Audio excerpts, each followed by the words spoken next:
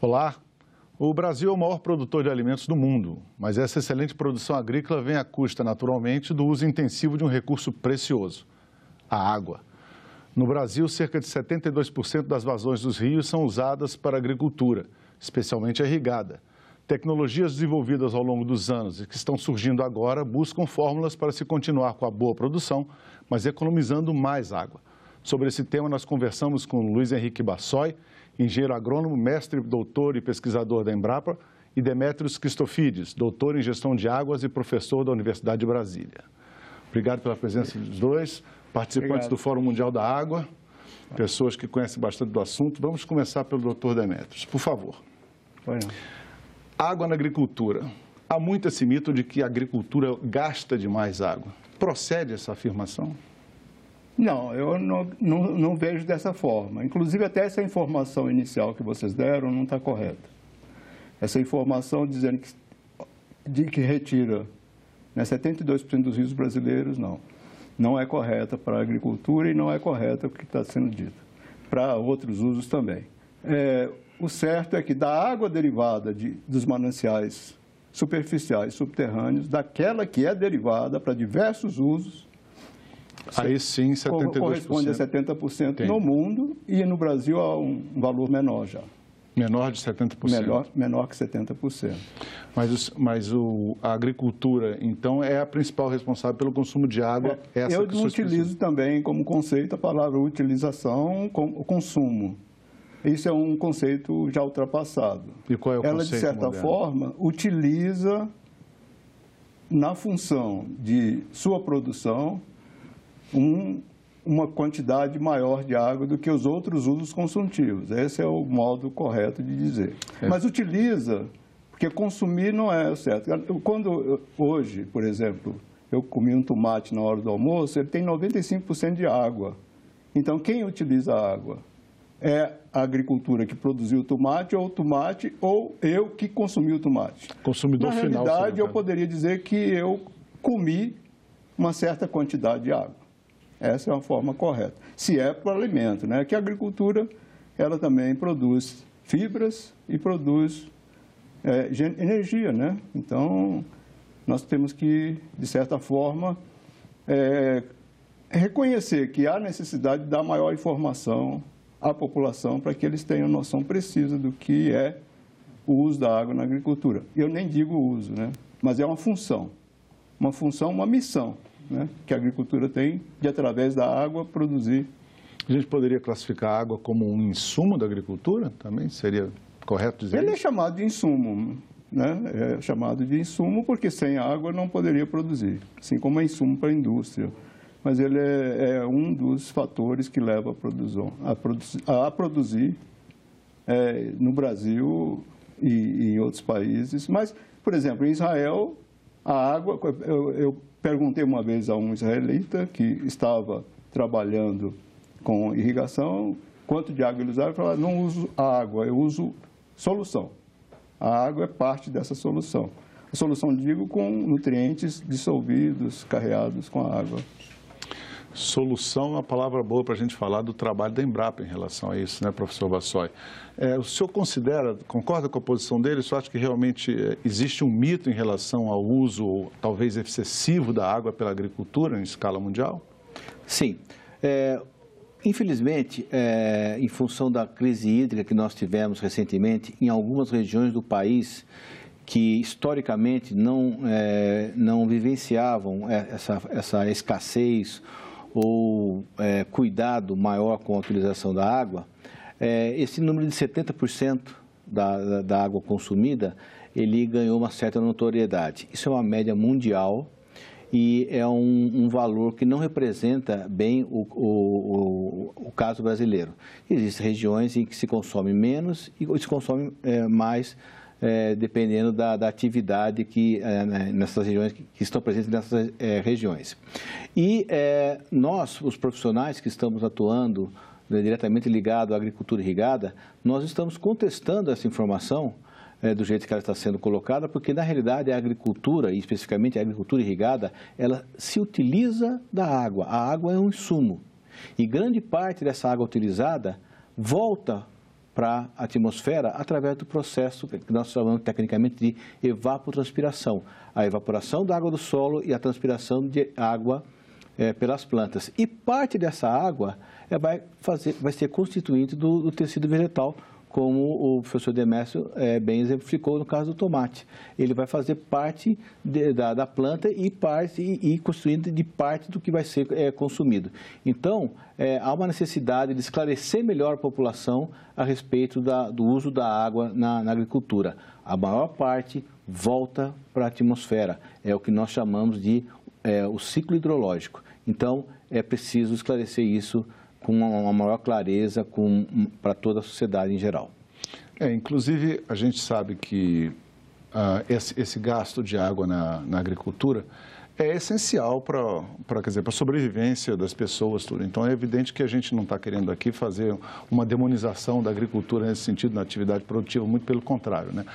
Mas já foram desenvolvidas várias técnicas ao longo dos anos, inclusive para fazer a proteção dessa água, para fazer a armazenagem dessa água e para a gente poder utilizá-la de maneira melhor na agricultura, não é verdade? Claro, é exatamente isso que nós temos que falar. Primeiro, também, ainda dentro do outro tema, a agricultura irrigada, ela permite, inclusive, a regularização da oferta da água, porque, de certa forma, alguns métodos onde se aplica essa água ao solo, o solo é um bom reservatório e permite que essa água volte num outro momento com um tempo de detenção, um tempo de permanência e um tempo de dinâmica no solo, de movimento, que pode beneficiar a oferta em outra oportunidade que é mais adequada, além do solo ser um excelente filtro.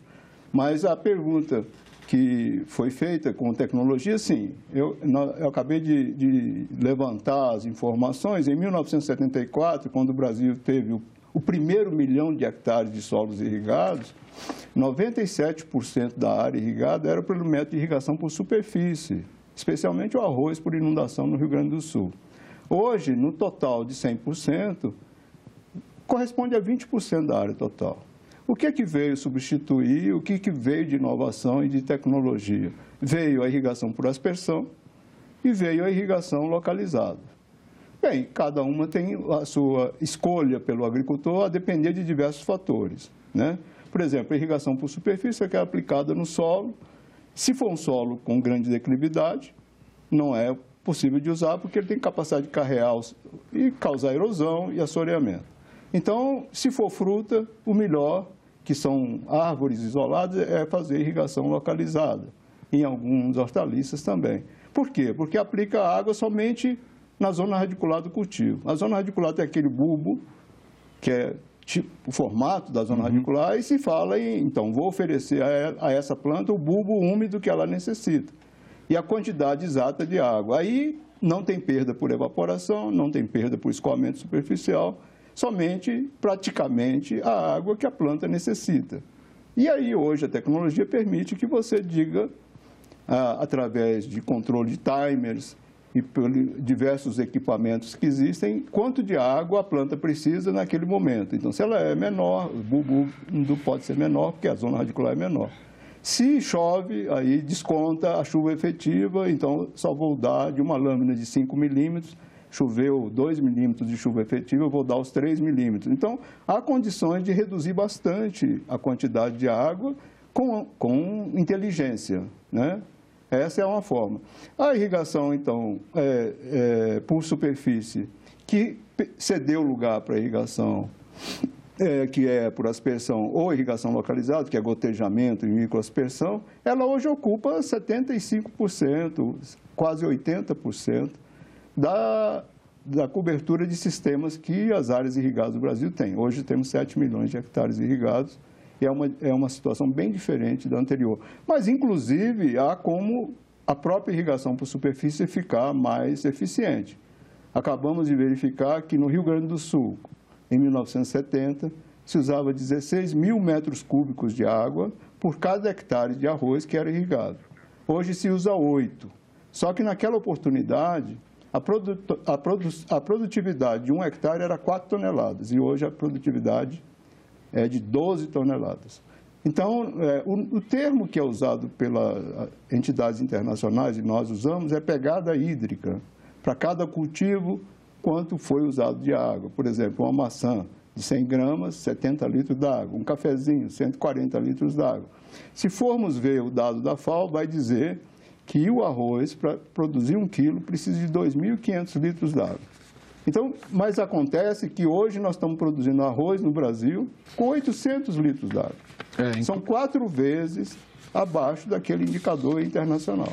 Inclusive, nós preparamos alguns infográficos exatamente sobre essa questão da pegada hídrica de alguns produtos, tanto agrícolas como produtos industriais. E a gente vai mostrar as comparações aqui, que é interessante. Começando dessa do que o senhor citou do arroz, que realmente o senhor estava certo, são cerca de 2.500 litros, é uma média mundial, né, para se produzir 1 quilo de arroz, enquanto para fazer uma camiseta é a mesma coisa, né? O senhor estava comentando que aqui no Brasil a gente gasta muito menos água para fazer esse produto. Pois é, eu estou vendo aqui que tem 2 garrafas e meia, que é 2.500 litros, cada uma representando 1.000 litros. Pois é, no Brasil, com a tecnologia, desenvolvimento de capacidades, é uma variedade nova de arroz irrigado que o IRGA conseguiu desenvolver e conseguimos 800 litros em vez dos 2.500. Então... temos alguns outros exemplos aqui que a gente pode apresentar também para o pessoal. O ovo, por exemplo, 196 litros para produzir um ovo e para você fazer 1 litro de cerveja, 296 litros, né? Para leite também, 1 litro de leite você gasta 1.020 litros de água, mesmo uma pizza grande você gasta mais, 1.239, né? E depois ainda temos aqui uma final que é com 1 quilo de carne, 15.400 litros para fazer 1 quilo de carne. E você, para fazer 1 quilo de chocolate, você gasta 17 mil litros de água, né? Esses números aqui são os números que às vezes impressionam as pessoas. Quando a pessoa, agora eu pelo menos particularmente, pode dizer, quando eu for comer um chocolate, vou ficar preocupado com a pegada hídrica do produto. Esse modelo de produção industrial, por exemplo, será que tem sustentação de longo prazo? Não vai faltar água no planeta? Bom, o interessante desses números comparativos é que mostra para a sociedade que tanto os produtos agrícolas como os produtos industrializados, todos utilizam água. A agricultura irrigada, ela usa a água em uma quantidade elevada, ninguém nega isso. A questão é que quando se fala de agricultura, está se tratando de seres vivos e que precisam de água para se desenvolverem, né? A planta precisa de água. E os benefícios que são colhidos dessa atividade são benefícios diretos e benefícios indiretos. O benefício direto, evidentemente, é a própria produção agrícola. E o indireto é aquilo que é transformado, é aquilo que é processado. E muitas dessas coisas estão ali representadas. Por exemplo, uma camiseta, como um infográfico mostrou, ele vem do algodão. Então, isso é um número bastante interessante e que precisa ser analisado de uma outra maneira. Não é apenas o número em si, mas o que outros produtos que são industrializados e que às vezes as pessoas não imaginam que muito de seus componentes vêm da agricultura. Então, é bom levantar essa discussão para que fique claro o seguinte: todos os setores usuários de água precisam melhorar em relação à eficiência dos seus processos. Isso é inevitável. A agricultura precisa fazer a sua parte, a agricultura já está fazendo, e especificamente na prática da irrigação, isso já vem sendo feito ao longo dos anos, através de modernização de sistemas de irrigação, através de capacitação do produtor quanto ao manejo de irrigação, como nós chamamos tecnicamente, e isso vai gradativamente fazendo com que a irrigação ou a agricultura irrigada aumente a eficiência da água em todo o país. É um processo gradativo e que vem ganhando a atenção de toda a sociedade em função das possíveis mudanças climáticas que nós estamos vivenciando e também pelo fato de que a população brasileira hoje, em torno de 210 milhões de habitantes, vai demandar mais água, já está demandando mais água. Soma-se a isso certos períodos de escassez, né, de menor chuvas no país, como ocorreu nos últimos 5, 6 anos em algumas regiões, então isso salta aos olhos. Mas isso é uma lição que nós precisamos aprender. Precisamos cuidar da água, precisamos planejar e fazer uma gestão adequada dos recursos hídricos para todos os setores usuários no país. Tecnologia é a palavra-chave, né, professor Demetrios? A palavra-chave. Tem alguns casos aqui que a gente levantou, por exemplo, integração lavoura, pecuária, floresta. É um sistema que consegue... ele é integrado. Você vê o conjunto e vê como melhor compor esse conjunto, onde cada setor auxilia o outro, né? E a cooperação, né, ajuda que o resultado final seja muito mais elevado. A gente tem no Brasil 500 mil, aproximadamente, mini barragens e mini açudes em todo o Brasil, né? Isso foi um trabalho também da própria Embrapa ao longo de todas essas décadas de qualificar e de treinar os produtores para que aprendam a fazer esse processo. Como é que foi a dificuldade, talvez, de uma mudança de cultura do agricultor brasileiro, né, nessas últimas 3 ou 4 décadas? Foi muito difícil? A questão da reservação de água, né, como nós chamamos, ela varia em função do local que você tem um sistema de produção. Na região nordeste, na região semiárida, as chamadas barragens subterrâneas, ela tem a função de armazenar água no solo e assim permitir o cultivo de determinadas espécies, né, de determinadas culturas, por um período maior após o término da chamada estação chuvosa. Evidentemente que é uma técnica que depende da ocorrência da chuva no período em que se espera. Uma outra técnica que está relacionada com a questão da reservação é a construção de barraginhas, como é chamado. Consiste em segurar a água na área que está sendo cultivada, né, o escoamento superficial que ocorre, e evitando que ela cause erosão.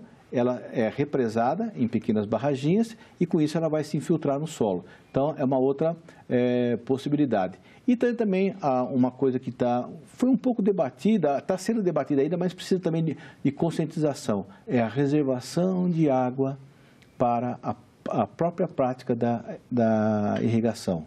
Isso permite a segurança quanto à oferta de água para a atividade da irrigação.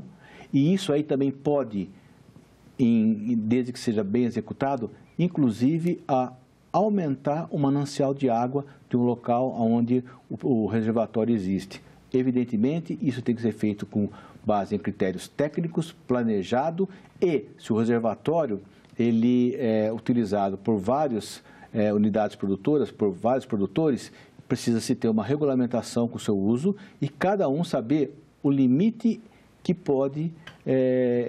tem para retirar a água desse reservatório. Então, a reservação de água, ela não vai impedir o curso de água, como alguns acreditam. É preciso regulamentação, isso é tecnicamente viável e pode trazer benefícios a múltiplos usuários. O Plano Agrícola, inclusive, pecuário, desde 2014, ele trouxe no bojo dos itens financiáveis de um projeto de irrigação, a reservação de água, como foi colocado. Então, é um reservatório que fica à parte, construído, há taxas de juro que são bem atrativas, é a metade do juro para aquele agricultor que pratica irrigação, tanto o sistema de irrigação quanto o sistema de armazenamento de água, ele pode ser, então, colocado como item constituinte do projeto e ser financiado a menor custo. Isso tem ajudado a expansão da irrigação. Nós agora estamos alcançando cerca de 3 milhões, em 3 anos, 1 milhão de hectares, o que era um prazo há 20 anos atrás, de 11 anos para se alcançar, com base nessas possibilidades. A gente também observa que a rotação e sucessão de culturas é um método que também ajuda bastante na economia de água na agricultura? Sim, ajuda bastante, inclusive a associação, porque eu vi um projeto uma vez, o Pirapora, que eram agricultores muito conscientes do que estavam fazendo. Eles plantaram fruteiras, no caso, plantaram a manga, e a manga leva um tempo maior do que o papaya para produzir. Enquanto o papai também levaria 2, 3 anos para entrar na idade produtiva, eles plantaram melão, plantaram feijão. Então, os cultivos temporários permitem que sejam consorciados ou permitem que sejam associados aos cultivos que tenham mais tempo para principalmente os permanentes. O senhor citou um caso de esses agricultores que ficam na região do Vale do São Francisco. Vale do São Francisco. Nós tivemos a oportunidade de entrevistar o presidente da comissão da Bacia Hidrográfica do Rio São Francisco. Do Comitê da Bacia. É do Comitê da Bacia, que ele está muito preocupado, né, com a gestão desses recursos hídricos e acha que, em muitos casos, os usuários da água, as pessoas que consomem água, inclusive os produtores, precisam contribuir mais. Ele reclama, inclusive, que o Estado brasileiro não implementou ainda algumas ações que poderiam ajudar a trazer recursos para a gestão dos recursos hídricos, como, por exemplo, uma taxa de água. Vocês concordam? O senhor concorda, professor? Veja só, a questão da chamada cobrança pelo uso da água, né, cobrança da água como insumo, é algo que veio à tona recentemente, há alguns anos, no Brasil, e é algo que precisa ser muito bem discutido com todo o setor agrícola. É preciso ter uma maior conscientização por parte de todos os usuários, que ela é um recurso finito. Se não tomar cuidado, se não preservar, se não conservar, ela pode, em determinada localidade, faltar. E a cobrança, ela não pode ser realizada simplesmente como mais uma taxa para o sistema, para o produtor efetuar pagamento. Precisa haver um diálogo, precisa haver uma compreensão das necessidades tanto do agricultor como de outros setores usuários e chegar no bom senso. E, inclusive, deve-se premiar, é uma sugestão que muitos têm, o bom produtor, aquele que utiliza a água com eficiência. Então, não é apenas a criação de uma taxa a mais para o produtor pagar, mas é principalmente um consenso para que se tenha um preço, talvez, né, que tenha que ser pago, mas um preço justo, mas também precisa se pensar numa compensação para o produtor rural, principalmente aquele que é eficiente. E aquele que não é eficiente, quais são os meios que nós devemos utilizar para que ele possa ser eficiente? Financiamento para sistemas de irrigação mais modernos, capacitação. Existem práticas complementares que ajudam na conservação, no manejo de água, como o plantio direto, né, que é uma sucessão de culturas e faz com que haja a cobertura morta em cima da superfície do solo, e isso faz com que a água armazenada no solo, que está armazenada no solo, a sua evaporação seja melhor. Então, é o sistema de irrigação e práticas complementares de manejo e conservação do solo e água que, num contexto geral, vão permitir uma maior eficiência do uso de água. Então, é preciso sentar, conversar, planejar e fazer a gestão, a execução dessas tarefas que forem delineadas. Essa pergunta... O senhor concorda também? Pois é, essa pergunta eu concordo e quero só agregar concordo plenamente. Quero agregar uma informação que é importante, que também é mal compreendida. Veja bem, depois da Constituição de 88, a Constituição trouxe a necessidade de que houvesse outorga de uso da água. Só isso que ela falou, e a dominialidade das águas, que é do Estado, da União ou dos Estados. Então, depois disso, surgiu a Lei 9433 da Política Nacional de Irrigação e do Sistema de Gerenciamento Integrado em 1977, em janeiro. Então, o que acontece? A cobrança pelo uso da água, como o doutor Bassoi falou, não é uma taxa. Ela é um instrumento de gestão. Como instrumento de gestão, ela tem que ser compreendida. Muitos profissionais que trabalham na área não entendem isso. E os comitês de bacia têm que entender isso. Não é bem assim. Esse é ao meu ver, é o único instrumento que ele é progressivo ou regressivo. Ele vem para educar, como foi falado. Eu vou premiar e vou taxar, de certa forma, não vou cobrar de alguém que não está fazendo o correto. Então, como ela é vinculada à outorga, só é passível de ter cobrança aquele que tem outorga. E a outorga é dado para 3 situações: a retirada de água dos mananciais em quantidade, o lançamento de água em qualidade que afeta o corpo hídrico, e você tem que saber que você está, né, tem que ter autorização para fazer lançamento de qualquer líquido, sólido, gasoso, o que quer que seja. Temperatura alterada da água e também se houver mudança de regime do curso da água. Então, de toda forma, há 3 possibilidades de outorga. Tendo a possibilidade de outorga, aquele que tem outorga está sujeito à cobrança. É assim que a lei diz. Então, se está sujeito à cobrança, mas no sentido seguinte, se numa subbacia tiver um lançamento por alguém, aquele estaria sujeito, enquanto não corrigir, a ter que pagar. Agora, se ele corrigiu, não tem sentido ele pagar mais. Então, uma das formas é premiar, como foi falado. Inicialmente, eu premio aquele que faz o bem, para que no futuro outros façam o que ele está fazendo. Mas quando eu vou castigar, eu castigo o que já aconteceu. Então, não é uma boa prática. E por outro lado, veja bem, na agricultura nós temos uma dificuldade na agricultura de nos referir a qual parte da água captada que foi efetivamente utilizada e qual que foi lançada, porque chove em cima da propriedade e agrega vazão que vai sair. Então, é uma dificuldade no mundo inteiro que haja essa captação. Então, uma das propostas para que haja uma redução de uso da água na agricultura, e que eu acho que deveria ser defendida pelos comitês de bacia, é a outorga coletiva.